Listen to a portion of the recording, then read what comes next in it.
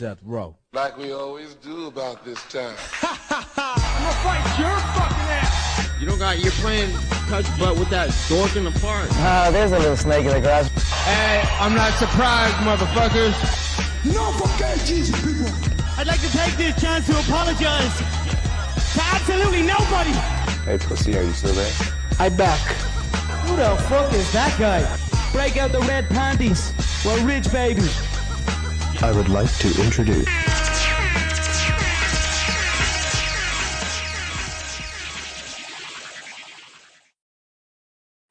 Welcome to the MMAforMoney show, episode 67. Yes, 67. No, you did not somehow travel through space and time and skip a show. I was wrong last week. I apologize. My notes were not up to date. How dare I skip the amazing interview that Real Mike did with Gustavo Lopez? That was the true 65. And I'm trying to like hawk on that and try to steal some of that shine. I'm like, I'm a cloud chaser. I mean, I'll admit it. It's happened. But in this show, it's going to be completely different than that one. But we're up to 67. So we didn't time travel. I mean, if we did, I need to patent this technology ASAP. But in this show, we will review UFC Vegas 15. It was Blades versus Lewis, and then it ended up Smith versus Clark, which just sounds like a terrible like law office versus law office situation. But we're going to preview UFC Vegas 16, Hermansson versus Vettori. Yes, that's as of right now. It's Hermansson versus Vettori, even though that's changed at least 3 times there too. I am Bombos, your favorite garbage man at MMA State of Mind on Twitter, here with Real Mike Copenhaver at Don't Cope Just Win, and Mikey Gilman. That's Mikey Gills on Twitter, Gills with a Z. And again, the fish fry place is suing us. The guy with the single S is suing us. Somebody with a double L and an S who's just obsessed with fish is coming after us. You got to spell that right, because these cease and desist letters, I could wallpaper my bathroom. It's getting awkward. Follow the show on Twitter at MMAforMoney show. That's all one word with the fantasticness, where we share out this show, all the little tidbits throughout the week, as well as sharing off bets and just like little Q&As, like awesome polls where we get to find out if you prefer a former light heavyweight at heavyweight or former middleweight at heavyweight that are just like walking around with bowling balls around their stomachs just to see who wins. Like, we want to know what you think. But Real Mike, how are you doing? I'm doing absolutely wonderful, man. Stoked to be here with you, talk about some more UFC fights. Last week it was a lot of fun watching, one of our guys go up and down. But this it is what it is. It's betting, and it's just stoked to be here, talk more about some fights. And Mikey Gills, Mr. Sultan of the delivery, how you doing? I'm good. I'm tired. My work's it's getting crazy already, but it's all right. I made it here tonight. Ravens Steelers got pushed back again.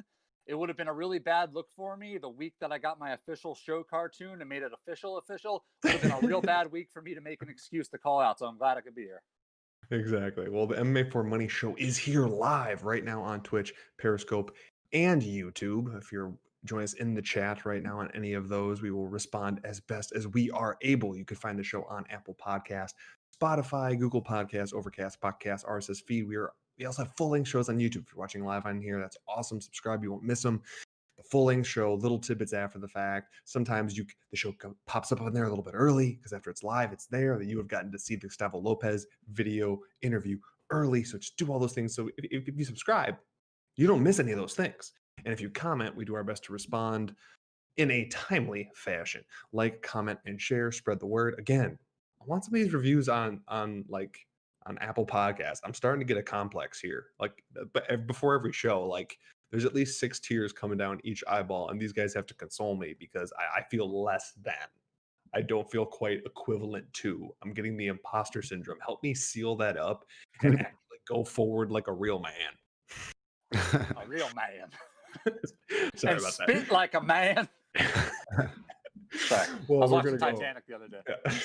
We'll go right into UFC Vegas 15, Blades versus Lewis. Oh wait, that's not what the actual event was called. Sorry, this is getting ridiculous. We need to go back to Fight Island in perpetuity, because it just makes things easy. Like, I know it's difficult for me and Real Mike here, because we lose out on bets or they get switched with the amount of rounds, and we got to decide if we want to stick with them to keep you guys having 2 bets as often as we can, if not more. But I can only imagine how Mikey Gills deals with this stuff, with having to deal with fights breaking out. Like how much did that mess you up going into this last week?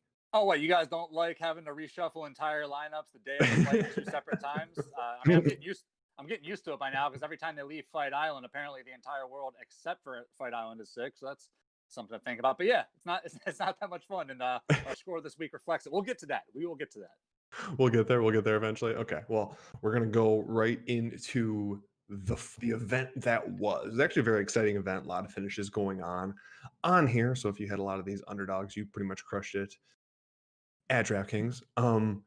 We have Nate Maness, still sticking with the PG version. He beat Luke Sanders, who did Luke Sanders things and got himself rear naked choked in the second round.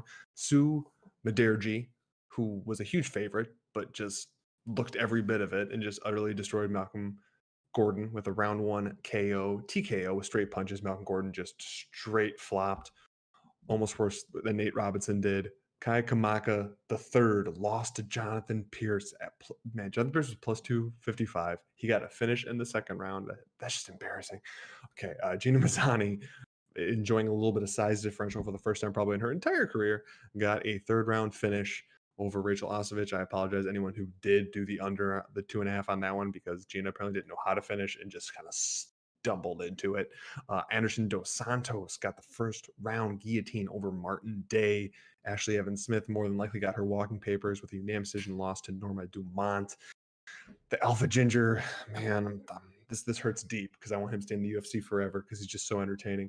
But apparently he loses to anybody named Bill or Billy, so he's got to avoid those. He got a unanimous decision loss to Bill Algeo.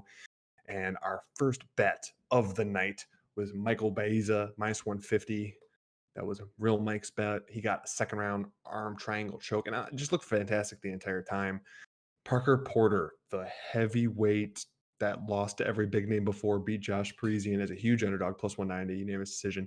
And as we've said before, pretty much if you blindly bet lower class heavyweight underdogs, you're going to end up way ahead. This next fight one kind of stings. We will go back through and go over more of these, but this one stings a bit because obviously my bet was Devin Clark at the plus 120. He lost to Anthony Smith in the first round because apparently Devin Clark decided he was a striker and wanted to go for the finish rather than sit back, be safe, and what he could actually do for victory. Once it originally got switched to 5 rounds, I was hesitant, but kept the bet going. And then you know what? He decided that, I don't know, he thought he was the axe murderer and decided just to go all across and start throwing haze, and ended up against the clinch and tripped, and it was done not much longer after that. First thing I got to do is I want to know how about Mike's feelings. Sorry, clarifying real Mike's feelings on Michael Baeza. You think I would stop doing that by now, but I want real Mike's feelings on the Baeza performance, finish, you name it, just all that, because that was your guy. That was all your guy. Tell me about the performance. Yeah, I mean, it was a spectacular performance by Baeza. If you listened to the podcast last week, I informed you that not only was he a great striker, and Mikey told you that he had some devastating kicks, but he's a BJJ black belt. With his game is nothing to fuss with, and I knew that he was pretty much going to make work of Sato. Kind of kicking myself because I was leaning the submission ground game prop, even though he is dangerous on the feet. But I mean, man, he is super, super impressive going into the future. He's got a really, really high ceiling, man. I'm stoked to see what they do with him. I hope they just, don't throw him, some savage right away, because it just kills these stars too fast. And I just thought it was a spectacular performance by the kid. Now, I'll tell you what, we will go through more in more specifics in a second. But Mikey Gills, how did our DraftKings do? All right, so let's preface this with one thing real quick. Whole lot of underdogs cashed this week. So a lot. If anybody had those lineups that you were just talking about, where you're saying that people are like, oh, if you had all these underdogs, the only people that had those lineups are the ones that are going and putting 20 different lineups into a thing. So if you didn't cash huge this week, don't feel too bad about yourself, because a lot of people probably didn't. But let's get right to ours. 2 of 6 for 315.5 points. Not ideal. Not ideal. And we're going to get to a couple reasons why. We're going to start off positive, because I didn't actually get to see this fight live. Our boy Maness, 104.5 points. Night started off great. He was our first underdog cast. I checked my phone and I saw it, and I was like, all right, cool. Because I loved a lot of our other picks. I'm like, we're going to kill it tonight. We got one of our 2 big underdog picks. Let's go. But next up was Rachel Ostovich. Now, if if you follow us on Twitter, I put out a big thread on Saturday that explained exactly why I chose her over the other ones. We don't have to get all of them on the show. But there was a reason behind why I would pick someone like Rachel Ostovich. And it's just ironic that on the night that so many underdog picks hit, I picked one of them that didn't. She did have her moments, though. When she was in North-South and she escaped and took Mazzani's back, I think anybody who was watching that fight was pretty impressed by that move. I know I was, but she got shrugged off and ended up losing only 28.5 points. Next up, our boy Kai, that's Jesus Christ, that's gonna get isolated. Kai Kamaka, 33.5 points. This is probably like the first true like WTF moment of the night. Kamaka, he got beat up on the feet and then dominated on the ground. He was our most expensive play on the card. And watching this fight was just kind of like watching the stock market crash, like it was just bad. It just got worse. Or like watching a power bar fade in a video game. Hats off to Jonathan Pierce. Give him credit where it's due, but he didn't have to do us like that. That was messed up. Anyway, next up, Spike Carlisle, 45.5 points. I am declaring it right now. I hope you guys are ready. I am officially off of the Spike Carlisle bandwagon, the Spike Carlisle train. I'm done. I'm also done calling fighters aggressive. 2 weeks ago, I called Danny Rodriguez a super aggressive fighter. What happens? He goes out there, loses a timid decision. This week, I call Spike Carlisle maybe the most aggressive guy ever. What does he do? He knows he has a bad gas tank, so he goes out to the cage, says, I'm going to just hold off in this first round and try to save my cardio. So what ended up happening? Instead of winning one round and getting beat up for two, he just got beat up for all three. So Spike Carlisle, I'm done with you. Next up, our boy Baeza, you're just talking about 98 points. Finally, like on a night like this, I mean, what did you guys think at this point in the night? Were you watching our DraftKings card? Like you were kind of see, like I expected Baeza to walk into the cage and break his leg. Just at this point in the night, I just knew everything was going wrong. Luckily, he did us good. 98 points. I love him. Last up, Devin Clark. Just oh man, cock. Poop. 5.5 points. Like Bob said, just didn't stick to the game plan. He ended up in the position that we wanted in. He ended up on top, but just not in the way that we wanted. Ideally, end up on top. Be the other direction. Yeah, just without your opponent's legs, choking the life. I don't know. Anyway, Devin Clark, don't need to get into it. It didn't go our way. 5.5 points. Again, cash for 2 of 6. That hurts saying it. It hurts saying it. I need Baby Yoda to cheer me back up. 315 points. That was our score. Dude, at least say his name right. It's Grogu. It is Grogu. You're right. Sorry, I didn't spoiler, Bob. Jesus. Evil bastard. Get it right, Mikey. Dude, I'm a busy man. I work for the post office. You think I have time to watch Mandalorian these days? Yeah. Dude, your lady has probably the whole thing on the wall in pictures. Yeah, it's bad. We actually have a bunch of stuffed animals on our couch. If you follow me on Twitter, you would have saw the picture. We call them the Grow Gang. It's just a bunch of stuffed animals led by him. It's pretty evil. Anyway, I'm ready to get back at it this week. Sorry about that.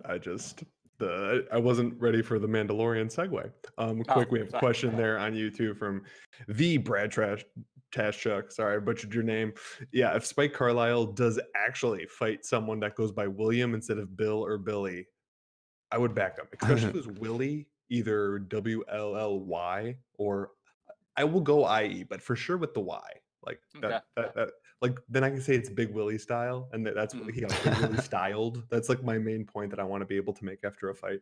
So not too many of them left in the UFC, but what if he got into a street fight with Will I Am? What do you think? Truncate that soundbite. We could use it later. Will I Am? Mike Gills. Oh no, I was saying, what if he got into a street fight with Will I Am? Like, what do you guys think about that? That would be both a nightmare and pure ecstasy for him all at the same time, because it would be him be able to avenge all the previous losses, but at the same time it might be like the ultimate boss in the video game that he's finally on the final level, and we all know that's the hardest. Yeah, well, I think Will I Am was also he was a Marvel character at some point, so he might know how to fight. He was in Wolverine Origins. He was a made-up character that had Nightcrawler's abilities, but as he disappeared, you could also see his like body phase out. So you would see like the skeleton with the last second, and then one of the times he appeared, Sabretooth decided to shove his claws into him because Liev Schreiber don't play that. Dude, you're next time on Nerd in the Nut, featuring Bob. Yes, that was the name that I wanted Bob and I to originally be, was the Nerd in the Nut, because I'm the nut, obviously psycho, and Bob is much more calm and just professional, and just he just loves his comics, so it would be funny. But definitely that was some knowledge dropped by the nerd. You're welcome. The hardest part is everyone's all about Marvel right now, and I actually don't have that much Marvel knowledge. If this was DC, I'm all there, but okay, Gotcha. we'll move on because that's not the type of show you're listening to. This will be on one of the spin-off shows. We already have the cooking show that's going to be coming up soon, with both mics, like Mike on Mike. I mean, yes, Whoa. copyright infringement on that one, but Yeah, don't forget the True Crime podcast that's coming up when the other Mikey Gills finds me. So that's doing a documentary. he is not happy, man. Like I keep getting these messages of like, he's like, I've never seen that much male lower anatomy in my entire life. Well, So- the guy had one follower before we started the show with Mikey, and then all of a sudden the dude's got like 300 plus followers, and a lot of them are LGBTQ, and they're all welcome, but they're sending a lot of unwelcome photos. Dude, why do you think I grew this beard? I'm trying to hide. try to differentiate because little known fact, the other guy, he shaved his head to look more like you to increase the confusion. He's hoping for like different types of DMs, and he's just getting the same ones. And once you get locked in that, it's a vicious cycle. So we're gonna move on because obviously we probably should. They're currently planning on redoing Curtis Blades versus Derek Lewis. That was the original main event that has been canceled because Curtis Blades tested positive for COVID. But you know what? I said it in our chat, and I do truly believe this. I think that Curtis Blades still could have won and got a finish and takedowns with testing positive. I don't care if he has the worst version of this. The Cody Garbrandt 6 months later feeling like he can't move and has all of the worst symptoms. Curtis Blades is still getting Derek Lewis down at least 5 to 6 times. Yeah. So our bet review, because I was on Clark, because I thought like, hey, he could take down Anthony Smith because he can, but he was like, oh no, man, I got for an early Christmas present, I got that awesome fight camp thing that everyone's advertising, and I've been working on my stand-up, and I think I could actually come and take something from Anthony Smith. But no, that didn't happen, and he took something from you, and you will never be. This is one of those times, Mike Gills, you haven't been on the show long enough, but there's occasionally fighters that burn us in like the worst possible way, that they're on a list of like, you will never be bet again. And actually will root against you. Okay. For the most part. But there's several guys on there, like for Real Mike, Elias Theodoro is on that list. Yeah. And Max Payne Griffin is on that list. And like a couple people that just have burned us really bad, like Darko Stasiak. They burned me. And forever they are just, we root against you and we want you to hurt. So yeah. And that was him saying it nicely. I want you to die. I don't want you anywhere life ever again. Once you fuck us over in the MMA for Money show and fuck my fans, I don't want any part of you. Like the Ginger Alpha of me saying that on the internet, so they could use that if something ever happens to those people. See, I am a savage and I don't care. Okay, Alpha Ginger, you disappointed me so bad this weekend. It's just ridiculous. I'm so glad I didn't bet on you like a bunch of people did, but I can't wait to fade that dude. Can't wait to fade that dude. Yeah. Well, we ended up break even for the event. Obviously, we just had the 2 bets. Usually you get just the 2. Sometimes there's 3 or there's just 1. This one was 2. They end up canceling each other out. So moving on to the upcoming weekend's fights. We have UFC Vegas 16, Hermanson versus Vettori there. Starting off right off the bat, we have a fight that almost happened. Was it 2 weeks ago now? Guess what? They rebooked it. But for I will get to my point at the end on reasons why I think it's a terrible idea. But it's Luis Smolka minus 135 versus Jose Alberto Quinones plus 115. Mikey Gills right off the bat. Bantamweight. Hit me with it. All right, we're going to start off with Luis Smolka, 16-7, 7 subs, 7 knockouts, going for 8,300 on DraftKings. He's lost 2 of his last 3, most recently getting choked out back in May by Casey Kennedy. Stylistically for Smolka, he's good everywhere, really powerful hands. He does tend to carry him low, but he does throw heat. On the ground, he's got a decent submission game, like a really good ground and pound from the top. But as we've seen, though, like, especially recently, his submission defense can be a little, like he's been subbed 3 times in the last 4 years, but 2 out of his last 3 fights going up against Jose Alberto Quinones, 8-4, 3 knockouts, 1 sub, going for 7,900 on DraftKings. Lost 2 of his last 3. Most recently, he had a loss against Sean O'Malley. That kind of helps set up a nice betting line if you're a Cheeto Vera fan. Just throwing that one out there. Anyway, yeah, he has jiu-jitsu tatted on his chest, but he has just as many submission losses as he does wins. So again, we're gonna do this a lot tonight. Yeah, all right. more volume than power with his striking. That could be his best avenue to win for this particular fight. Like, I want to like Smolka in this fight. He's good at fighting him close. He mixes up his striking really well. He's got that Mark Wahlberg, the fighter movie. Like, we're going head, body, head. I can't do the Wahlberg voice. I'm sorry. But anyway, like maybe Smolka can hurt. Just talk a lot slower. Are you like, is that a Wahlberg thing, or am I just going way too fast right now? No, I'm talking about like if you want to sound like more like Mark Wahlberg, like a lot slower. Yeah, we gotta do the thing from The Happening where you talk like this.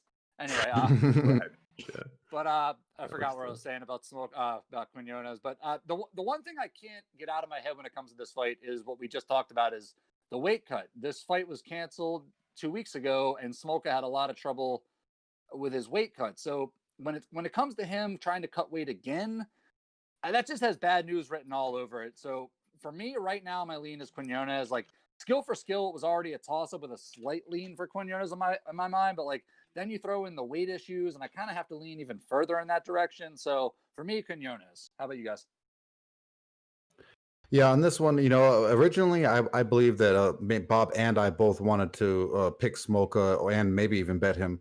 That was last time that they were matched up. Not 100% on that, but on this one now, because the botched weight cut on Elliott and the unknown of him kind of mentally, in my opinion, I just think that it's really bad for your body medically and biologically for you to be cutting the weight so fast. He cut his weight a week or two ago, and then he's going to redo it again and abuse his body. I think one time is bad enough, and twice is even worse. So I think this is going to be a detriment to him this time. I think Jose Quinones has better striking to me, and has really good leg kicks. I think he can knock Smolka's front lead leg out and possibly damage him and end him up on the ground and hurt him. So if I was going to do anything, I would be betting Quinones in this situation. I think he's the tougher, just more brute. Yeah, we did have a bet on Smolka last time, but you missed weight, and then after missing weight, you got brought to the hospital and they called the fight off. But then they're going to reschedule it for 3 weeks down the line when you already had trouble making the weight, which is a weight class above where you used to fight at. So red flags everywhere. In general, I like Smolka. I like him in the scramble. He tends to put himself in bad positions though, and his chin hasn't been phenomenal. He's shown himself to get stung and stumbled and can get himself finished. And never thought I'd pick Quinones ever, but at a dog plus 115, this is not a bet for me, but if it would get much higher, I might lean that way, because these are basically exact odds that we had Smolka at. But like with everything going on, big switch. And then quick, we're going to pause. We do have another question in the chat there from Chris Blanchard. Carl Robertson's chances versus Dalcha Lungambulu next week. Does he put him away easily or no? Now, I know you guys haven't looked into this for the most part, just quick ideas. Obviously, we'll give a much fuller breakdown of this next week. When we do that card, I'll give mine initially. I do think, I'm not sure he's going to get him away, put him away, not easily, but I do think he should. It's kind of his fight to lose, in my opinion. I actually really like Carl Robertson in that spot. Really, I only worry about someone who has an overt wrestling advantage on him that likes to go for chokes. I don't necessarily see his opponent doing that. Obviously, full breakdown will be next week. So if either you guys have a quick opinion either way, if not, we can move on, and we'll for sure hit that one hard next week. Go ahead. On the spot, right now, I would go with Carl Roberson. I think he's got more experience. He's just a more well-rounded fighter. But that's off the top of my head. I believe that the Dalcha has lost a couple times by TKO kick and then also submitted. So I don't like guys like that that have been lost both ways. So I think that Robertson can actually finish him either way. Then, so I would lean that way. But if you listen back next week, bro, I'll make sure to give you a specific fight analysis for that, Chris. Yeah, nothing really to add. I don't want to throw in anything general like he's a good athlete and then just kind of like trail off. So no, I'm good. Dude, you had to go with like the go-to stereotypical thing to call a black man. Look, just I'll see you guys Because later. it is Hey, explosive. we don't agree with anything that guy says up there. He is not part of the MMA for Money company, team, trademark. He is just a like he's a contractor. We contracted him, subcontracted him out. He pays separate taxes. We don't want any part of that guy. The only time I like him is when he's funny. You guys just That gave wasn't- me a logo. Obviously, it's all jokes. Just messing. Obviously, we'll give a much further breakdown for that ahead of time. More often than not, we can give you quick leans weeks in advance, but like full with the crazy UFC schedule, in depth wise, really only happens week of. Speaking of, next up we have Gabriel Benitez minus 220 versus Justin James plus 180. Real Mike, how you feeling about Mowgli? Mowgli, obviously jiu-jitsu is mostly what everyone talks about. Not, I love some jitsu, and so it's really, really good and top shelf, top notch. BJJ, I believe he's a BJJ black belt. The thing that I'm worried about him is that his striking. I mean, it's coming along.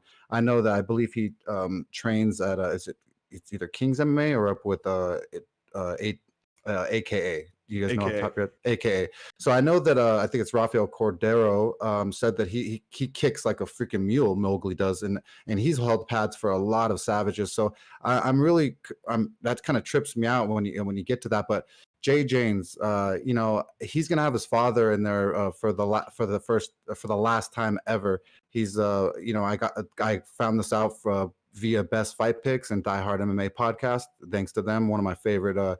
Both of my favorite shows go to, so make sure to go tune to them too when they go when they air. But the fact that his dad is going to be in his corner and he's terminally ill, they're letting him be there for his last time. My dad died when I was 9 of a massive heart attack. He was an LAPD officer, and I really connect with the fact that he's going to have his dad there with him and it give him that extra fuel. Mowgli does leave himself open for a big right hand, and so I as much as I think Mowgli's going to win this fight, but I would never bet this fight because of the emotions going along with Jay James. He has the power to knock Mowgli out and down, and you just never ever put someone with their back against the wall like Jay James is with his dad dying, and I think that it's going to give him a little extra might. Do not bet this because of that. We'll slide it straight over to Benitez on this one. 21-8, 7 knockouts, 11 subs, going for 8,600 on DraftKings against Justin James, 16-5, 8 knockouts, 5 subs, 7,600.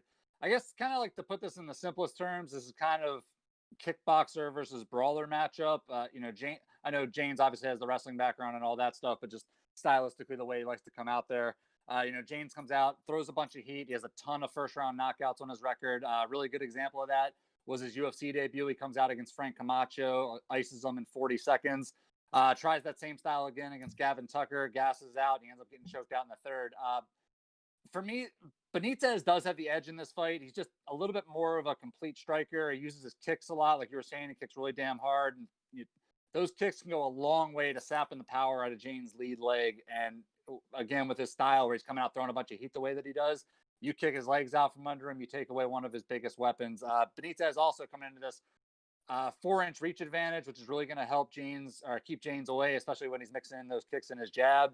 I see James doing what he does. He's going to come out there. He might win a round, but he's going to throw heat. And if he doesn't get him out there, he's going to gas. Going to quote Chael Sonnen here. If you go for the knockout, you will not win the decision.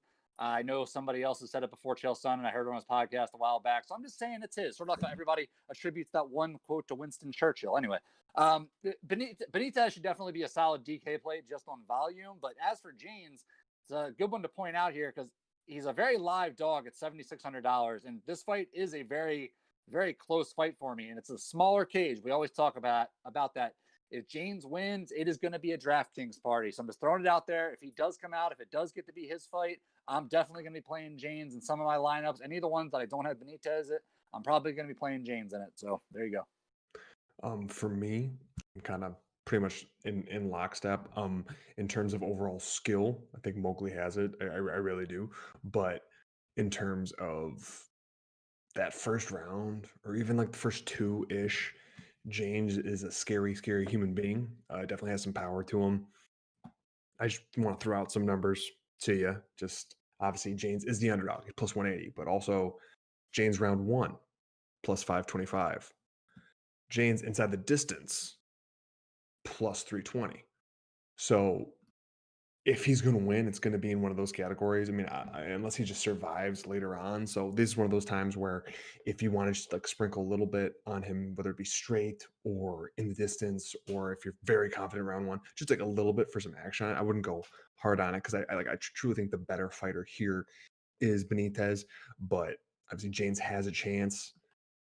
It sounds odd saying it that way, but this is the reason there's no bet for me on this, because Benitez should win. Minus 220 is pretty steep, but Justin James, it's like pretty much, it's not quite finish or bust, but it's leaning that way. So I guess if I have to pick, I'll go James, and I'm kind of eyeing maybe playing some of those props just for fun for me, so they wouldn't be for the show or like even a big play. Just like sometimes throw a little props in there just for fun. Next up, we have Damon Jackson plus 190 versus Ilya Topuria minus 230. Mikey Gills, where are you feeling? Yeah, I'll start off with Damon Jackson, 18-3-1, 3 knockouts, 14 subs, going off for 7,200 on DraftKings. He won his UFC debut back in December, outlasting Mirsad Bektic. He snagged the 3rd round guillotine on him. But if you watch that fight, it was pretty one-sided until Bektic jazzed, and then he left his neck out there for the choke. Kind of becoming like a theme for him. He might be able to market on it later on. We'll figure that out. Anyway, 4-inch height and reach advantage coming into this fight. And, maybe that size can help him out. I know, Mike, you always talk about, especially for a jiu-jitsu guy, when he gets on the ground, having that type of size and length on somebody, how much of an advantage that can be. Going up against Ilya Topuria, 9-0, 1 knockout, 7 subs, going for 9,000 on DraftKings. Won his UFC debut back in October with that decision win over Yusuf Zalal. Beat him pretty good in that fight. He did show some cardio issues, which is something worth noting, especially against a guy like Jackson, who we just talked about outlasting somebody to get a win. But that's really the only negative I have for Topuria in this matchup. I do like him a lot. Stylistically, like I was thinking about this fight, just trying to imagine, like, what if Bektic didn't gas as bad as he did, and then also had better submission defense? Like, I sort of think that's what this fight can play out like. Jackson, as a fighter, he does love to kind of give up position to try to go for a submission first. Like if he was like a board game or something for a kid, he's like Hungry Hippos or Whack-A-Mole. Like as soon as he sees it, he just goes for it. I don't know. It's a Topuria. Like, what would you guys think? Like maybe like Crossfire or something. Like he sees something, he just tries to. Actually, that is a terrible example. I'm sorry. Here's peek behind the curtain. I was trying to avoid saying chess because it was such an obvious go-to, and the first thing that came to my mind was Crossfire. It made absolutely no sense. Chinese checkers. Yeah. Anyway, game shoots ladders. Anyway, Ilya Topuria, $9,000. I like him on DraftKings. I like him to win this fight a lot.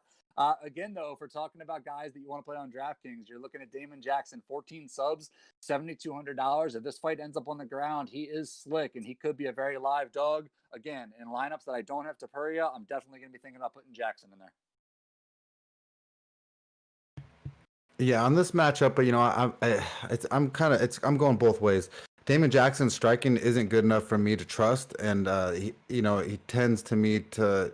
He doesn't seem like the fighter type, and I know that sounds weird, but he just does not seem like he's the type that wants to get hit and dish back, and so I'm really worried about that. I think Ilya Topuria is the type of dude that wants to dish out. So I think that unless Damon Jackson can get this on the ground, which obviously it can happen. I think he's going to get his face minced up, and I think that Ilya is just going to have his way with him and end up TKO KO finish that kid.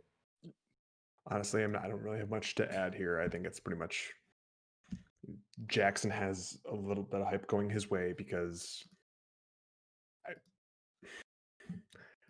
not even sure if it's hype that way because it's at some point it's happened enough. Bektic he's not as bad as Sanders, but he's close because he will look even better than Sanders for 99.9% of the fight. And then, I don't know, he just doesn't have quite it's all going to sound bad, but he doesn't have the stamina to push through. He just doesn't. He just can't get across that finish line. Like he's, in my terms, obviously doesn't really apply to just about anybody, but I have been to races where I have either witnessed to cheer people on or gone to run marathons and people literally quit at the final mile. It's like you've just been doing this for 3 hours or longer or less, depending, and you quit within the last mile. That's Bektic. So I don't really give Jackson that much credit for that win. I suppose I should, but I just don't. So, quick pick, Ilya Topuria. I know he's a big favorite, but it's a no-brainer for me to pick him here. Next up, we have the first bet on the night, but it's my bet, but I will go last because because I said so. But it's Jimmy Flick. That's actually a name. Minus 165 versus Cody Tyler Durden plus 145. Real Mike. Flick out some. I got nothing on that one. I was going to try to make a funny pun. It didn't work. Flick's just too obvious. Well, Tyler Durden from Fight Club, he is, amazing D1 wrestler. I know it's not Tyler Durden, but obviously I'm gonna roll with it. Yeah, we're gonna roll with it because it sounds better, and he's hard from the movie. So Cody Durden, he's a D1 wrestler. Really, really good wrestling, which I love. I think that his striking now that he's gone over to AT&T and he's over there with Pantoja and Tony Gravely, who I don't really am not fond of, and a few other people. I think that he's just got a lot of experience over there to roll with and to train with, and he's just making his game even sharper as he goes on. I don't think that I think Flick's jiu-jitsu game is freaking sick. His jiu-jitsu, I think, is a little bit superior than Durden, but his striking is garbage. I mean, he leaves himself open for strikes. The way he shoots in, he does not want to be hit in the face. He kind of reminds me of the way Damian Maia shoots in and takes damage. He just not confident in the striking and end up getting punched. So I think that the D1 wrestling of Durden is going to be enough to counterbalance and just, I guess, make it equal to the wrestling or the jiu-jitsu of Flick. So I think that Durden's going to roll here. I think he has the chance to win. I think his stuff the takedowns, end up making Flick super tired and then damage him with strikes. Moving straight along. Stay on Jimmy Flick for a second. 13-5, 13 subs, 8,500 on DraftKings. The 3-fight win streak, getting to the UFC after his win on Dana White's Contender Series. Like we were talking about, if the record didn't make it clear enough, he is the BJJ fighter. Watch any of his wins. He's the type of guy, the second that it hits the mat, he's reaching for something. He's going for it. I really want to avoid making the whack-a-mole joke again. I think I'm never touching that one again. Anyway, going up against Tyler. I mean, if his name isn't Tyler, it should be Durden. Corey Durden, 11-3-1, 5 knockouts, 5 subs, 7,700 on DraftKings. Went to a draw in his UFC debut back in August. Like you guys are saying, more of a wrestler, likes to get you down, beat you up from the top. Really busy once he gets there, advances his position, throws a lot of strikes. It is going to be interesting if he decides to take it to the ground, what he can do against a guy like Flick. But we're just talking about it right before we went on the air. Like, my work schedule is so crazy right now. I'm trying to fit in a lot of last minute tape watch. This fight is actually the last one that I broke down before the show, and I was watching Flick striking, and man, it's like Mike was saying, it is terrible.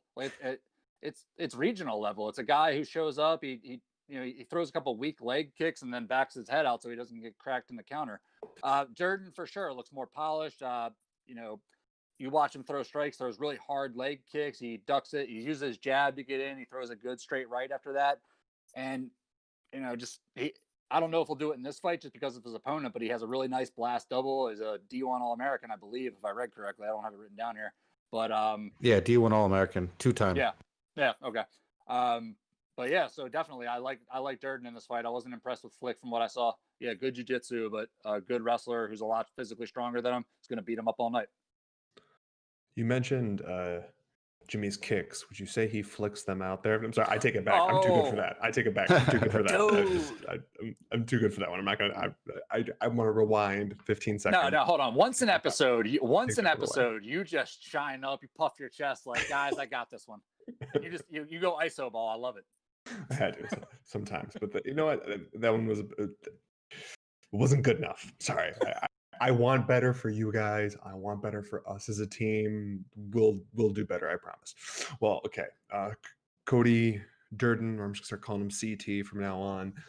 He absolutely does have the wrestling advantage to the point that he can keep it on the feet if he needs to, and he has more power there. And in terms of wrestling, since he has such the wrestling advantage, he has very good top control to the point that he's not going to give Flick the space that he needs to attach a sub. I mean, if he's super smart, he won't even let it touch the ground. And if he does, it's literally just holds him until he gets stood up again, and then he'll throw at him, just isolate him as best he can. I didn't know the odds of this one going into this fight. I'm saying, okay, well, I assume these odds were flipped, and I had mistyped something. And going back, I have no idea why Durden is currently plus 145, and that has me just betting it. For everything that we said here, I just think he's the superior fighter all around, and I think he's going to get the win here. So first bet on the night is Cody Durden, or CT, as I'm going to call him from here on out. Only people within the show will know that. Plus 145 for 1 unit to win you 1.45. Let's go. Yes, I stole that from Mikey Gills. That's right. It's happening on the show. Dang. Sorry about that. You click a button, I just disappear. Like, make a movie reference on my watch, will you? There's like one of those what are they, a lens flare from a J.J. Abrams movie, and then you just go away. Now I was thinking you just put your hand up and you just push away, and like the screen like.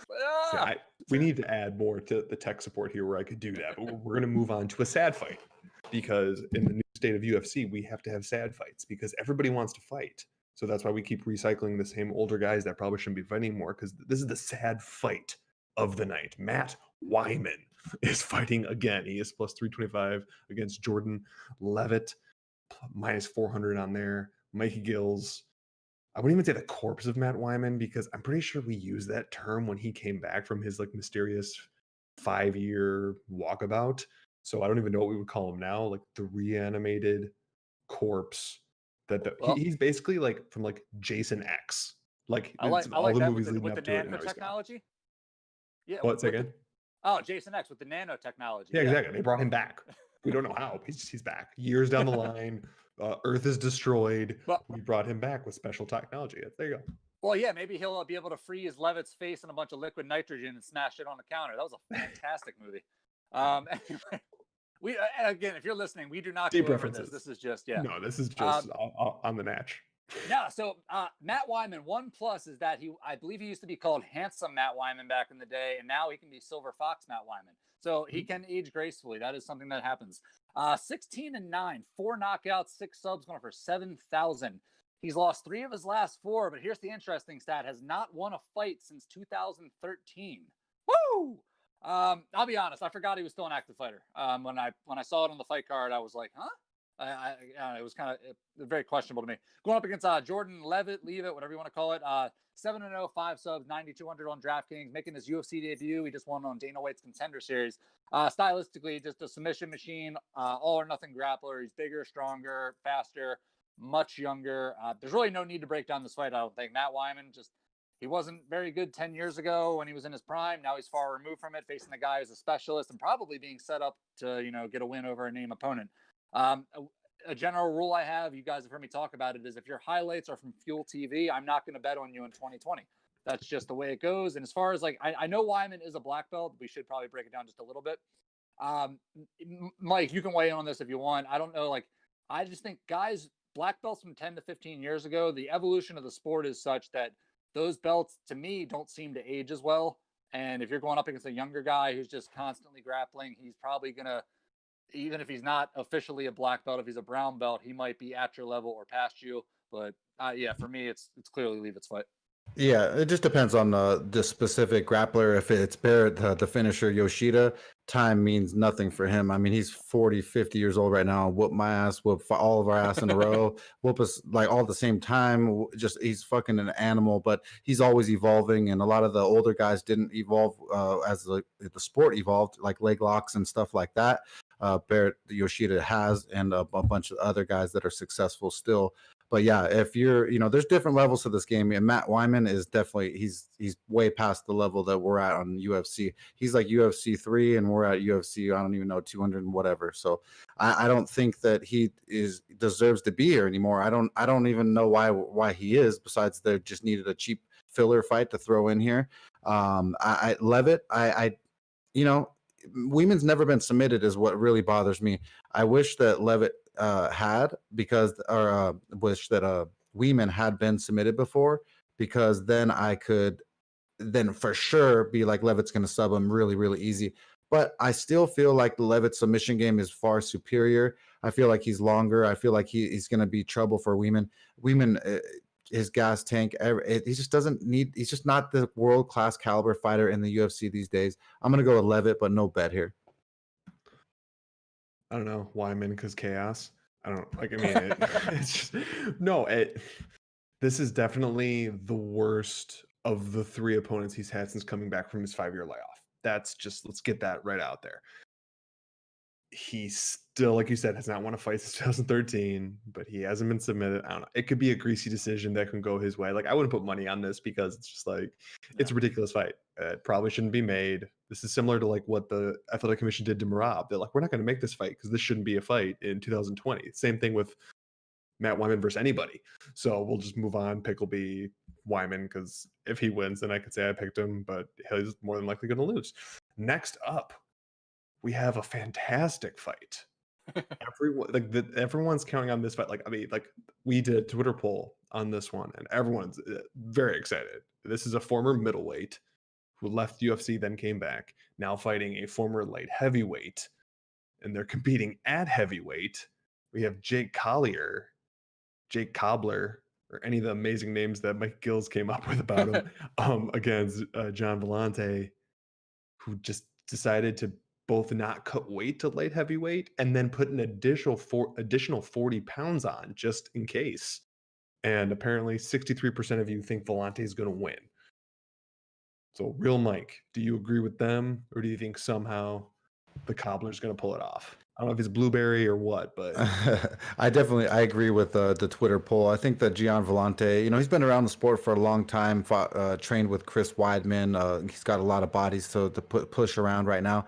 I think that no matter what, even Chris Weidman, whoever it may be, would beat up Jake Collier. So I think that Vellante's got the better training partners always. I think he's got too much experience. He's going to be bigger.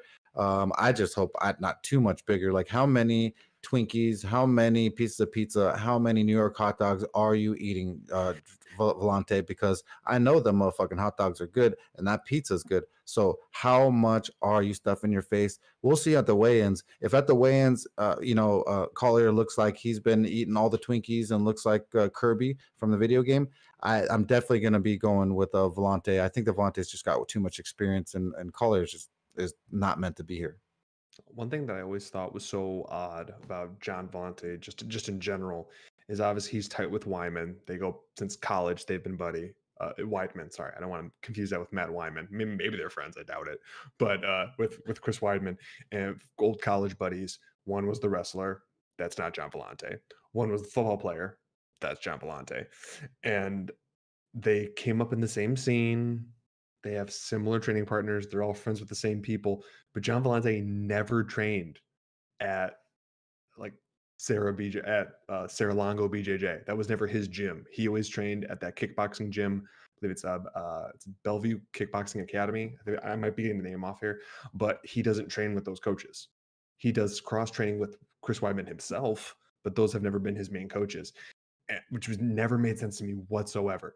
And I can never forget the times that he has just utterly failed me in fights he was supposed to win, and like clear had the athletic advantage, everything. And like, okay, we're like, oh, he's going up to heavyweight because a lot of light heavyweights have been dabbling, but they've come in at like if he was always a huge light heavyweight. So, and he used to fight at heavyweight in Strikeforce. So if he would have come back at 230, 235, what's up? He's pushing the heavyweight limit, and he had that surgery where you drain the muscles out of your arms and inject them into your gut, because he also seemed to have melted away any muscularity whatsoever. So I would like to see the weigh-ins for this one, because obviously he's a minus 200 favorite. That's pretty intense. And Jake Collier, I'm not even get there because everything's just going to sound disparaging towards that man.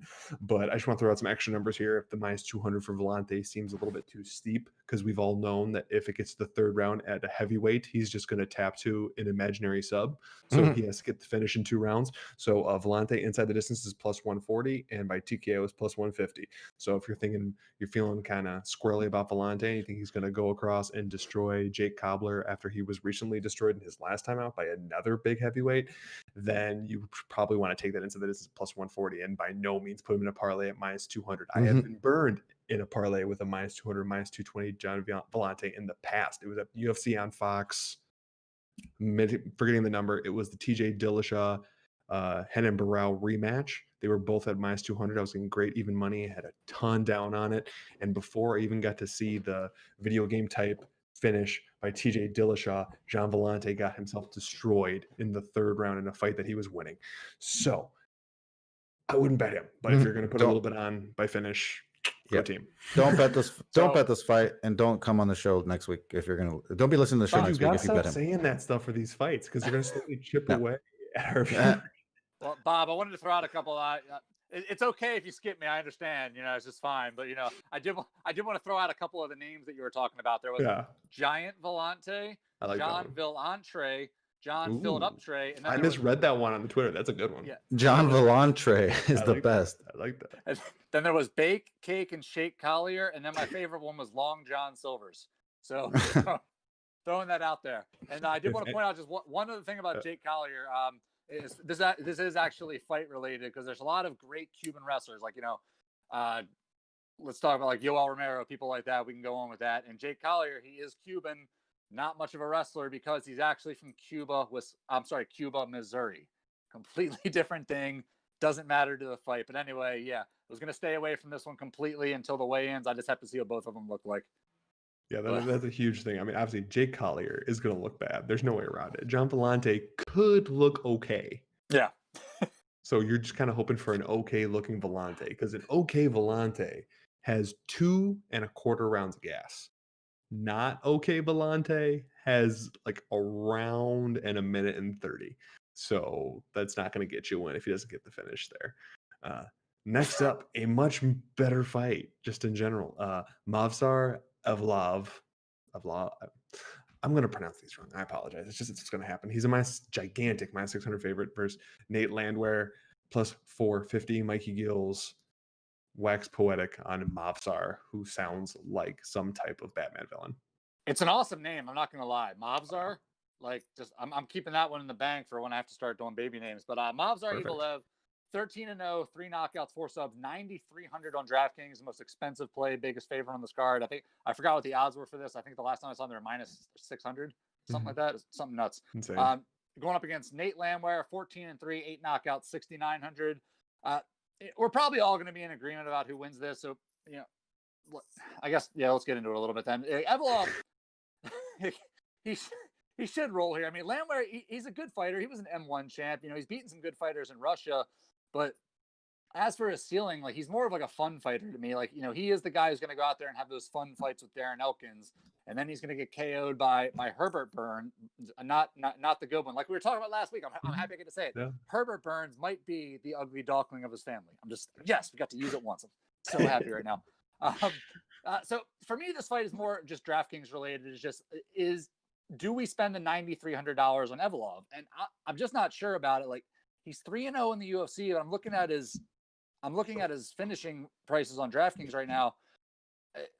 He finishes less than half of his fights overall, and he hasn't even cracked 90 points in any of his victories in the UFC so far. So that's 3 wins under 90 points for $9,300. I just don't know if I can pull the trigger on that.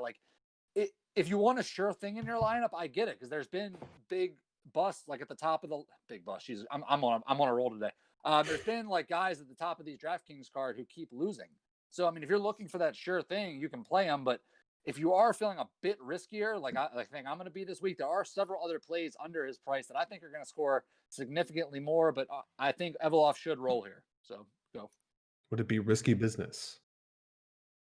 Yeah, just I don't have white ones on right now, but I can do something.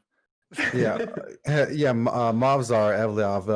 Originally when he came in the UFC, Bob and I were looking to snipe him versus one of his original opponents, and I believe it fell out and then just changed. So we never got a fire on him at a good number. So we've never really had a good number on him. Great wrestler. Both these guys are both know each other very well. They both fought in Russia. They both somehow didn't cross paths over there. They've both talked shit to each other, and this one should be very good. Nate Landwehr, man, I just don't like him. I don't know what it is. I don't like his face. I don't like his body type. There's nothing that I really like about the guy. He's decent, but man, dude, I just don't know, man. Movsar should win this fight by decision, I believe. But -600, man, that shit's crazy. So I would probably bet it by decision if you could get some plus money of Movsar. But don't take my pick here on this one. This one's stupid. Waste your money. Don't even parlay it. Don't put it anywhere near anything. No, if I'm looking over the record correctly, I believe it was when he was supposed to fight Mike Grundy. Not when he actually fought Mike Grundy. He was supposed to fight Mike Grundy in his second ever UFC fight. Yep. And we were going to have him, I believe it was close to a pick'em. But It was then like in negative between there, 130. yeah, in between there is when he had the win over Enrique Barzola, and then he shot up. So then when that one came out, he was minus 270 versus Grundy, and then ever since then he's just gone further and further up. So we lost possibility of getting him close to even money one time, and it's the fights you don't get that hurt you and haunt you in the middle of the night. Yeah, obviously that's not true. But if it is, you need to talk to a therapist. I'm told that there's online situations where you can do that. You need some help. In terms of the fight, Evlov should win. Absolutely, he should win. Even, I mean, obviously minus 600 is a bit steep, but I mean, he's the rightful favorite here. The hardest thing is similar to Mike Gills was talking about, is really the only way to play him in any sort of meaningful way is a prop, and there's none that I love. Like him, I have looked it up earlier. Him inside the distance plus 195, but like you said, he's not much of a finisher. I mean, like, he finishes, but he's not much of a finisher. The only thing we could hope for here, if you're leaning that way, if you really think that Nate Landwehr at this point has taken too much damage, because at some point that it will all add up. And then him to decision, I believe, was minus 125. So like, unless you have a major lean there, this is kind of a stay away. He should obviously win, but parlaying a minus 600 isn't really something that we're about on this show. So the pick for this one is Movsar Evelev. I'll say he gets the finish. I'm not 100% on that, but I'll say he gets the finish. Next up, we have Roman Dolidze, minus 190 versus John Allen Arte. Even though now on tab, I'll just have him as John Allen, but on everything else, they have John Allen Arte. Either way, plus 165. Real Mike, where are you at on the Roman? Yeah, I mean, I really like Roman Dolidze. I think that this guy's ADC, Brazilian Jiu-Jitsu black belt, absolutely deadly on the ground. And then when he's not deadly on the ground, the guy is an absolute savage standing up. I mean, he wants to dish out pain and punishment, and he's not afraid to get hit either. John Allen, another Brazilian, typical Brazilian, likes to come forward, start striking, and thinks that he can take and dish out big bombs. But when it comes to this one, I think Roman Dolidze is just way too much, man. And then when he's on the ground, his jiu-jitsu is just absolutely sick. I don't think that John Allen's going to have any advantage here. So this is why my pick for the show is going to be Roman Dolidze to absolutely devastate John Allen. We're going to be doing this times 2, so it'll be 3.8 units on Roman Dolidze to win 2 units versus John Allen. I believe he's far superior jiu-jitsu and standing, and he should get this done much like our boy last week in Baez. Yeah, just keep piling on that. Roman Dolidze, 7-0, 4 knockouts, 3 subs, $8,700 on DraftKings. He actually had his UFC debut pushed back a year because he did fail a USADA test on his way into the promotion. Like, I was kind of worried that he was going to come back skinny and weak like Hulk Hogan after that Vincent Mann steroid trial. But then he won his UFC debut against Khadisa Bragimov, who does suck. Let's not be, it's crazy, but he did run straight through him. So that's good. Like Mike was saying, combat Sambo guy, Abu Dhabi, black belt. A couple of heel hooks on his resume, just super dangerous. Also, when he's on the feet, just throws pure fire. John Allen, 13-5, 9 knockouts, 3 subs, $7,500 on DraftKings. Had a no contest in his UFC debut against Mike Rodriguez. Why was it a no contest, you ask? Well, as it turns out, he also likes to use a little bit of the gas. See, like, we had Hogan before, but like Allen was more like, he was like the Ultimate Warrior fan at WrestleMania 6. You know what I'm saying? He was like, load up the rocket fuel. Like, that was him. God, I love wrestling. Sorry, I'm whatever. Yeah, stylistically, good Muay Thai striker, good pace, good cardio. Black belt Brazilian Jiu-Jitsu, shootbox guy, so he's going to be aggressive. Like Vanderlei Silva would be so proud when he watches him fight. For me, easy pick. Dolidze scares me. Like, you look at him, he's kind of like the muscle for a bad guy in an 80s action flick. So Dolidze all day. Let's go. Pretty much in lockstep. Obviously, there's a reason why this is going to be a bigger bet, is because I'm 100% behind this too on Roman Dolidze, the minus 190. So like Mike said, that's to win 2 units. On that minus 190, I think he's the superior fighter in just basically every single aspect. I for a little bit was high on Mike Rodriguez, and then that has proven to be categorically wrong. And John Allen was able to beat him in a close fight, but beat him only because with some of that hashtag dedication. if you know what I'm saying. So obviously Roman isn't much different, but like you said, he actually came through and beat Cadiz, even though it's Cadiz, and Ed Herman beat Cadiz. Sorry, anything involving Ed Herman, I just don't understand what I have against him, other than the fact that he's so slow and so old. But okay, he's not even fighting on this fight card. What am I talking about? So pick is Talidze. I'm not gonna just go on and just repeat everything both these guys said. But I figured out why I don't like Landwehr. He reminds me of like one of the movie The Ewoks. You seen them? Remember back in the day, Star Wars? No. They made 2 subsequent spin-off movies specifically about the Ewoks in the 80s. Okay. Thank you, Bob. So the Ewok movie is a great movie. You need to look at it. You need to look it up, Mikey. But there's a couple of guy characters in there. They're human. That he remind me of Landwehr would be one of the little Ewok little friends or something, dude. So like that's why I'm so pissed off about his face. I don't know why. So I'm gonna go right now and say I'm pro Ewok just in general, like as a people and as like a life structure. So you didn't know we were gonna go there, did you? But we're gonna move on. So sorry for the movie burst, dude. Oh, dude, we're all for that. I have a feeling that if people don't like the random movie references by this point, they don't like the show. And you know what? Then listen and learn to like it. Next up, that is a bad phrase. I take back that entire phrase. That should never be uttered. Talia Santos is minus 210 versus Montana De La Rosa plus 175. Mikey Gills, now with only one De La Rosa in the UFC, how is she going to fare against Santos? I don't know. Let's start off with Talia Santos. 16-1, 10 knockouts, 2 subs. $8,900 on DraftKings, 1-1 in the UFC after winning on Dana White's Contender Series. I don't know if it's going to matter in this fight, but it is worth mentioning. I like to comb through people's records. I looked up hers. Her opponents had a combined 7 wins in 14 fights leading up to her Dana White's Contender Series fight. So just chew on that for a minute. 14 fights, 7 wins. But she's 2-1 since then with no stoppage wins. Stylistically, her striking is definitely her strong suit, and as long as she can keep the standing, I think it should be okay. Wrestling doesn't look terrible. She did have some good wrestling when she fought against Molly McCann. Going up against Montana De La Rosa, 11-6, 9 subs, 7,300 on DraftKings. She's lost 2 of her last 3, most recently dropping a decision to Vivian Araujo. Her best path to victory is definitely on the ground. She's, of course, what you guys just said, the wife of Mark De La Rosa, and I'm sure ground training is one thing that hasn't been lacking during COVID. I know she hasn't been able to go to her regular training camp, but if she's home training with her husband, the one thing that he can train her very well at is jiu-jitsu, so I wouldn't worry about that. And she's certainly going to need it to get past Santos' stand-up. She's going to need to press her against the cage, use her wrestling, get her down, go to work from there. The problem, as I see it, though, is that De La Rosa just doesn't have the skill to stand with Santos. Like, you watch De La Rosa, her striking, it's coming along, but it's not good.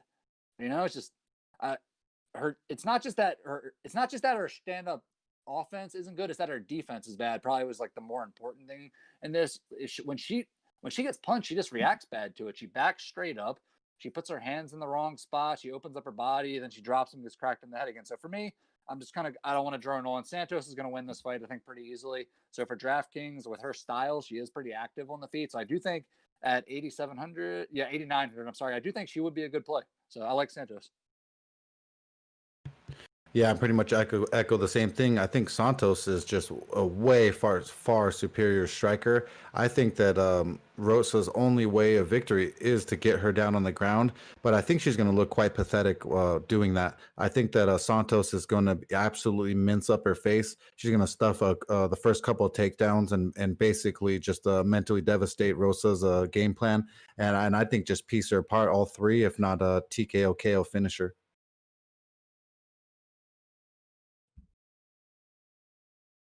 Sorry, intentional pause. It's just like I don't think Montana De La Rosa is good enough to be in the UFC. I understand that the standards have been a little bit lax to have fighters in, but they've recently announced, I believe they said they're cutting, I might have a number, I can't remember if it's 35 or 65. Obviously, that's a much different number, but by the end of this year, that's how many fighters they're going to cut from the UFC. Like basically everybody that had lost more than 1 in a row on the last fight card is probably getting cut. Same thing here. Sorry, Montana De La Rosa, that's probably you. I really think Santos is going to win here. unless she completely just shoves her foot in her mouth fight wise and just like doesn't do what she's supposed to do. But she should get the win. It should be clear decision. I don't think there's gonna be a finish, but just clear, boring decision with Santos putting on more volume. Next up, Ovince St. Preux. Sorry, Ovince St. Preux. That's messed up. Versus Jamal Hill minus 155. Real Mike, Osp or Hill? Oh man, if you listen to the MMA for Money show, Bob and I have we've gone on about OSP for a long time, about the most wishy-washy fighter there is. I mean, absolutely amazing when he wants to be, and then absolutely just blah when he wants to be. So I never quite know exactly what I'm gonna get with OSP, kind of like Forrest Gump with a box of chocolates. It's just, you just never know with OSP. So I think that Jamal Hill, man, I mean, he's really quite impressive. I know that he trains over there, or he's from Atlanta, I believe, where Dan Levy, Best Fight Picks, over there lives and trains. He's pretty close friends with him, and I guess that the guy's just pretty amazing. His get up game, his striking. I mean, they wouldn't be putting him in this position if they didn't think that he was something special. I personally think it's a lot to bite off at one time, to bite off. I think it's more than he can chew at the moment. Sorry for my fucking stumbling and mumbling. Jesus. I think that it's just a lot, man. The upper echelon of the UFC, OSP's been fighting for so long. He's fought the world's best. I mean, he's learned so much. So, man, I want to pick Hill to win because I like him a lot more in every way. But that would just be me picking him because of that and my hatred for OSP a little bit. So I'm gonna pick Hill, but don't touch this. Well, where'd he go? Oh, He was emphatic. Don't touch this. Go ahead, Mike. He just mic dropped us. He's like, I'm not touching this. I'm out. Mike, It's a great mic you drop. just disappeared? No, bro, I don't know what happened. Yeah, sorry. This is fantastic. Technical difficulty. No, it was perfect. It went off perfect, but I had no clue what the fuck I was doing. Oh, dude, I thought it was intentional. It was actually pretty cool. It was an emphatic right at the end of your statement. You were just like, boom, I'm out. Anyway, well, I went to re-click the restream to talk to see if there's any new questions in the chat, and I totally just blah. Okay, we forgive you. All right, we're gonna clean slate start right now. We're gonna go back to Jamal Hill, 8-0, 4 knockouts, 4 subs, 8,400 on DraftKings. Just kind of pile on everything Mike was saying. Like when you watch this guy fight, super active fighter. He does throw a ton of strikes. He's good at distance, but one problem that I do see with him when he fights is that he does tend to leave himself wide open in these exchanges when he's up close. But I'll circle back to something else about him. Let's go to Ovince St. Preux right now. Like, I forgot to write down all of his stats. We all know OSP. He's been around forever. He likes to choke people out with stuff. Yeah, we all know OSP is $7,800 on DraftKings. That's the most important thing. The one problem with OSP is that he just doesn't do a whole lot anymore. Like you watch him fight, you wait all day for him to do anything. The last fight he was in against help me out here, Menafield, he did something. He finally threw a punch and he knocked him out. So maybe he's feeling himself a little bit. Maybe he comes out throwing a little bit more in this one. But the thing for OSP that I wanted to circle back to is OSP has an 80-inch reach. And for him, when he strikes against people, that is usually the one thing that keeps him safe. The problem is Jamal Hill is coming in with a 79-inch reach. And when you're going against a guy with a huge speed advantage who's going to be throwing a lot more strikes in that smaller cage, OSP, I don't think he's going to have a whole lot of room to run. Another problem, though, is that if OSP does feel forced to shoot, we've seen Jamal Hill get taken down a lot. But like Mike was saying, he does get right back up. He's pretty good in that. So, like, this fight, for me, it comes down to one thing. Is Jamal Hill going to be able to avoid a death touch shot like Menafield caught from OSP or not? I think he can. I think he's going to pepper him from the outside for most of this fight. Even if he does get taken down, I think he's going to get back up. OSP is just not used to dealing with people who can match that kind of reach. And since his reach is almost identical, I'm going to go ahead and pick Hill. I'm going to take Hill in this fight. I think he's going to touch him up. I think he's going to land at will. And I think he's going to be a good scorer on DraftKings. So what is he at? 8,400 on DraftKings. I love Hill on this card. OSP, veteran savvy, 7,800. I could see putting him in lineups if I'm not taking Hill. But for this card, I know for our card in particular, I'm not taking OSP. I am rolling with Jamal Hill. On December 1st, 1955, Rosa Parks refused to get up from her seat. Jamal Hill's going to get up.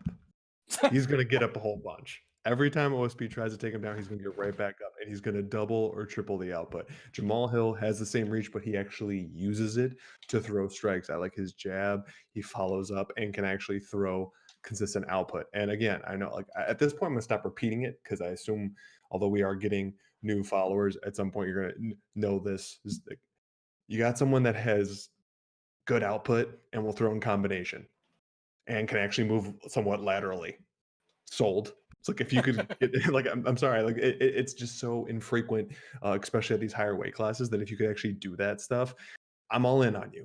And this is a great litmus test for me to watch Hill. I'm not going to bet it because it's such a step up, but if he can nullify some of, like you said, like some of the death touch stuff, like if he could be smart and move away from those shots and still be smart with his output and everything like that, I like him going forward. So for me, like there's no bet on this one. I'm gonna pick Hill, and this is going to be my like rubber stamp on him. If the dude comes out and he could put on those strikes, if he could stay away from the power, circle away from the power hand, land strikes, and when he gets taken down, get right back up, I'm all in. So this is my litmus test for him. No bet.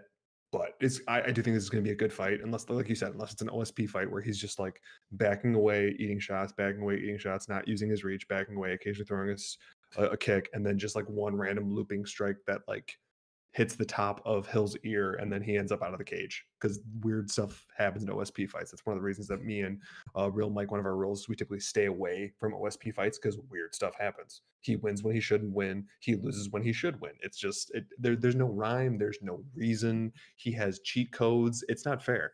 So we're done with that. We're moving on. No, it's going to be a good fight, but we are moving on to the main event. Although this main event has changed 2 or 3 times at this point, but as of right now, as of Tuesday Night Live for you people, the fight is Jack Hermansson plus 115 versus Marvin Vettori minus 135. Mikey Gills, Hermansson, Vettori. All right, just right away, I don't want to spoil my pick with this comment, but I was shocked by the DraftKings prices for this fight. I don't quite understand them, but here we go. Jack Hermansson, $8,000 on DraftKings versus Marvin Vettori, $8,200 on DraftKings. I won't tell you which way yet, but I figured it would be further apart than that. Start off with Hermansson. Black belt on the grounds. Definitely going to want to take this fight there. That's basically what he tries to do in every fight. Solid takedown, solid top position, super aggressive. We all know Jack Hermansson by this point. One thing for this fight, really, that's going to play out to be super important is his cardio. We have seen him have strong cardio for all 5 rounds. He showed that against Jacare. And Mike, you and I were talking about Clarissa Explains It All earlier, so I'm going to go ahead and drop in a Jacare, Clarissa's pet Crocodile Elvis reference. Yeah, baby. Just throwing that one in there just for you. Anyway, going over to Marvin Vettori. I'm pro. Going over to Marvin Vettori, 8,200 on DraftKings. In this fight, look, he's got a brown belt in jiu-jitsu. Could maybe keep him out of trouble for a little while. He definitely has the striking advantage. That's where he's going to need to keep this fight. Problem for Marvin Vettori, and we've seen this, questionable cardio. And in this fight in particular against Hermansson, against this opponent, I just think that could be one of the biggest deals. Like, if it were solely based on the striking ability, I really think it would become Vettori's fight to lose. He has the crisper striking, better overall stand-up, but it's a 5-round fight, and cardio is a thing. I've seen Hermansson do it before against Jacare, and he looked damn good in the process. I mean, sure, I get an older Jacare, post-USADA. Don't need to talk about that, but whatever. It's the smaller cage. This is going to be a pressure fight, and Vettori is going to start to get pushed to stay active. And I just have to think at some point that Hermansson's going to be able to take over as this fight wears on. And that's when you're going to start to see those Hermansson takedowns. That's when he's going to start to add up those points. And that's where he's going to win this fight.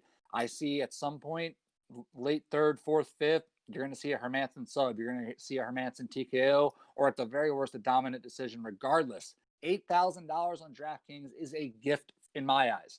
You guys may disagree. $8,000 for me. I'm locking him up in my lineup. I love him in this fight. Yeah, this one's a tough one for me. I'm a big fan of Marvin Vettori. I've been since he got in the UFC. Bob and I have both been kind of high on him all the time. So this one, I wanted to bet him, but we don't bet main events basically on the show right now. Just with the streak of just not having the best luck with them, there's no point to fire on a main event when we could do so much better everywhere else. So Marvin Vettori, I mean, I just like the guy striking a lot. I think that he's come a long way. Guys like Carlos Jr., who was a third-degree black belt in Brazilian Jiu-Jitsu, they couldn't sub him. So I feel like he's not only danced with Israel Adesanya striking, but been on the ground with great jiu-jitsu practitioners. I guess Hermanson has an edge on the ground, a hair, but I give that the stand up. I greatly favor Vettori. I think that he's more well-rounded standing. I think he's got better kicks, he's got better striking, and that Hermanson leaves himself open for damage. That's the only one reason why I don't love Hermanson more than anything, is because his striking isn't as good as his ground game. So on this one, I'm gonna pick Marvin Vettori. I like Marvin, the Italian stallion Vettori. I think that he's the real deal. I think that if guys like Israel Adesanya couldn't absolutely stun you and kill you and knock you down the ground, and Carlos Jr. couldn't submit you, I think that you're young, you're strong, you're on the up and coming. I think that his peak is higher now. I'm gonna go with Marvin Vettori to shock the world. In terms of a pick, I go Vettori just off the bat. The odds scared me away more than anything. Also, it being a main event, that's 100% true. If he had more power in his hands, I would gear. Okay, I'm gonna put it this way: Marvin Vettori was supposed to fight in next week against Jacare. He's stepping in, so I know he's young, but it's a week earlier on that weight cut. He doesn't quite have the power. I mean, he has good striking. He does. He has the better striking, but the all-out power doesn't necessarily have it. And dude's still pretty young. Like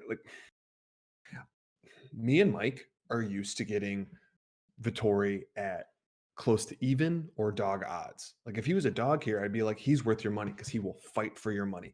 Like it being a main event, having to speed up his weight cut by a week, and weirdly, like I believe he opened an underdog, but he's been a favorite ever since. Like money came in on him, which is great, but I don't know, it's all kind of scaring me away in terms of a bet. But pick absolute Vettori, and then I just want to. I need to say this. Again, we're gonna do a big stitch back because I want to give Mikey Gills huge credit here, because I don't think all of you quite got the quite deep cut reference that was. But the reason I got to say this is because it links to MMA. This one actually links to MMA, so bear with me. So they talk about Clarissa Explains It All. So this isn't just, hey, Melissa Joan Hart this, Melissa Joan Hart that. We all know Melissa Joan Hart. We all love Melissa Joan Hart. It's great. It's great. It's great. He's talking about Clarissa Explains It All, but also Clarissa Shields, two-time Olympian, three weight class boxing champion, just signed with the PFL. She's switching over to MMA. So deep cut. Perfect. Mic drop. So big shout out to Mike Gills. You guys don't even know the kind of level that we're on sometimes. If you didn't grow up watching Clarissa Explains It All, Are You Afraid of the Dark? Hey Dude, Boy Meets World, Salute Your Shorts, Step by Step. I'm going on a different program here, but Pete and Pete, all these wonderful things. You don't know what you guys aren't growing up like we did. You need to get studying. All right, Bob, I'm gonna test you real quick. Just what was the name of the band from Pete and Pete's intro song? This is a deep cut. There's a reason that I know that it's unfair, because there's a reason that I know this. But you cheating bastard. I do not know, but I do own season 1 and 2 on DVD. Ooh. I went on a tube hole back in the day. I can give you the name of the woman tattooed on his arm. I can do that too. On three. Ready? One, two, three. Petunia. Yes. Nice. We're getting real nerdy with it. Dude, I love our movie references in our shows. If you guys don't, I don't know what you're doing. Yeah, okay, so we'll move on, because I understand not everyone's in here for the Nick deep cuts as we are, and the random movie references. But you know what? That's the kind of show I want to be on. So, plus it distracts from me being on my island with Hermanson, where you're both like, "Nah, bro." No, dude. Honestly, Hermanson, like, nah, bro. I do think that if it's going to be a finish in the first 3 rounds, it's Hermansson's fight. Ooh, so you think it goes longer? It's going to favor the short. Yeah. Oh, I just think over the course of the fight, the stuff that he can do with having the superior striking and depending how much he can get, like the pinning against the fence without it resulting in the trip type situation, if he can get that going and then like tender up Hermansson going forward. But like that's the thing, this weak early weight cut, like I know he's young, but like he's 27. I don't know how that's going to affect him, his gas or anything like that. So normally I would like him in that scenario, and especially if it's a 3-round fight, I would probably go Hermansson for sure. But we need to move on because obviously, if you want the deep cuts on shows and movies, that's what's one of the other YouTube shows that's coming on. It's going to be called, I don't know, Millennials Look Back, something like that. With patent pending. So, but before we do anything, I will review the bets in a second. But I want to get our DraftKings lineup from Mikey Gills. Yeah, let's start off with Cody Durden show pick 7,700. And like I kind of understand why he's the underdog in this fight, but I don't think he should be. Like for $7,700, I think he just has a great chance to use his wrestling offensively or defensively in this fight just to keep it where he wants it. I think he stays busy enough and either lands a bunch of ground and pound or wins in the stand up. Regardless, he's in our lineup. Next up, Quinones at 7,900. There's a lot to like about him going into this fight, and even without the weight cut issues, I think it's kind of a good matchup for him. He's a volume striker on the feet, which can add up quick for DraftKings scoring. And if the weight cut really affects Smolka, I think he can take it. He can take over and get some more points out of that. So right away, that's 2 underdogs. Third one, technically an underdog, 8,000. It's at the turn. It's Jack Hermansson. We just talked about it. Don't need to go over it again. Next up at 8,400, Jamal Hill. I don't like to bet on cheaters who get suspended for smoking marijuana cigarettes, but I am rolling the dice with. Whoa, bro! Don't you ever talk shit about those weed smoking wonderful people? Okay, those are my boys. Look, they're not, as Dana White said, if it's illegal to eat Skittles, don't eat Skittles. That's all I'm saying. But regardless, Jamal Hill, 8,400. If it's illegal to eat Skittles, I don't want any Skittles. All right. Sorry, Jamal Hill, 8,400 in our lineup. Next up. Delidze, 8,700. I just think he's simply the better fighter all around. He's a finisher. He's prepared to fight in every area. So $8,700. It almost seems like a light price. With the last pick, this is an interesting one. We have a lot of options for this last pick, and I'm going to make an official one, but I want you to know that I think all 3 of the top price guys are going to win. So it's kind of just a matter of who I think is going to pay off the best, and we can afford all 3 of these. But for me, it's Ilia Topuria. His opponent allows himself to be taken down. He gets beaten up while he hunts for subs. I made that awful joke earlier that I'm not going to say again. Topuria, he's good enough to stay out of danger, and on the feet, he can just crack them, I think. And I think I forgot to mention that my first time around, but I think he just piles on the points for 3 straight rounds or he gets the finish. But if you don't like Topuria, we have Evolov, Levitt, or Santos. You can afford all these guys with this lineup, and I'm going to be playing a version of this lineup with all of those guys. It just depends on how I want to stagger my underdog picks. But if you need lower price guys to come through, if our lower price guys come through for us, I like all these guys. So I like the lineup this week. Writing things the last break. Sorry. Quick review of the bets, and then we'll do all the sign off and all of that wonderful things there. Again, thanks for everyone that's been watching us live. Before I even review the bets, thank you for everyone that's in the chat, participating in the chat, asking questions, watching live, sharing us after the fact, sharing us now. Like so far, at least in terms of the chat, this is our busiest show ever. So thank you for that. And we love you. We love it. I mean, if we hit a certain number, I know that both mics have to lift their shirts up. It's in the contract. So once we hit that number, you don't know what it is. So keep striving for it. We could have a bet on who has more abs, Mikey Gills or Mike Cope. No, we can't do that because you've seen me on Twitter for the last 3 weeks going like, man, I'm eating way too much. I need to stop. Oh, that's not fair. He's already chickening out, folks. Sorry, bro. Yeah, we got a Brian Callen versus what was it, Chung? They didn't want to fight. Chin. There you go. Yeah, I stopped watching like a year ago because Brendan Snob is worthless. Brian Callen didn't want to hurt Chin. That was the difference. So that was his excuse to not get punched. All right, I don't know that Chin has the crispest stand-up. I'm just throwing that out there. I'm not gonna take the 50-year-old Brian Callen either. So either way, back to business. I'm gonna scoot past. What's going on? We're just gonna scoot right on past. If you're listening and not watching, I am doing a hand motion where I'm waving my hand up with the good and then just pushing out that bad off screen. The bad's going off screen. Well, the two bets that we have for this fight card is we have 2 win 2 units on Roman Dolidze at the -190. Again, these will all be posted on Twitter later, as well as any additional bets me and Mike have, and we'll share that around if you guys want more action. But the official 2 bets for this show was that, and 1 unit on Cody Durden CT, as I'm calling him, +145. And with that, those are the bets of the show. And we have the DraftKings out there. Such tons of free stuff for you. So, Mikey Gills, what's going on with you other than being crazy busy with work and eating your feelings? Yeah, so crazy busy with work. I'm going to miss the Ravens game tomorrow, so I'm a little upset about that. I'm actually DVRing it, and it's causing problems in my house because when I get home from my super long day, I'm just going to immediately watch 4 hours of football. But yeah. Sounds like married life, bro. You know, welcome, bro. You don't get to do what you want to do without getting bitched at. Welcome to a marriage. Oh, sorry. But yeah, no, I just appreciate each and every one of you, each and every week. You know, the likes, the subscribes, the chat. You know, the questions, everything. We interaction. We love it, and just here for you each and every week. Yeah, Grogu saying goodbye too. Also, we're always open, like we've always said on Twitter or DMs or anything like that. If you guys want to talk more on any of these fights or any further questions or anything like that, or anything about the show, by all means, reach out to any one of us. If they're DraftKings questions, specifically go to Mikey Gills, because I'll just be talking out of my butt, whereas he has actual facts to back what he's talking about up. So full disclosure. Also, yeah, if you don't follow me on Twitter, I'm super petty. So if you want to argue, I'll go pretty much all. I will make my workday longer to argue. No, he will.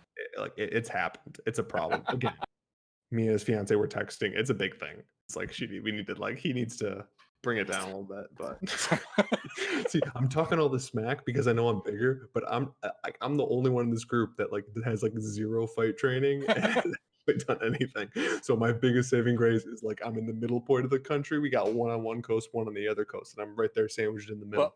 Well, no, I was referencing a thread that you and I had last week where I had a joking reply to you that I thought might have cut slightly too deep, so I deleted it before you saw it. And then I knew that. Yeah, and I never saw it because you're like, I deleted it. You're like, oh no, he deleted it. I'm just like, I don't even know what it was about. Yeah. I thought your fiance got mad at you or something. No. I don't want to repeat it on air just because it might be just slightly cutting, but it was one of those where as soon as you hit send, you're like, ha ha. Oh, maybe not.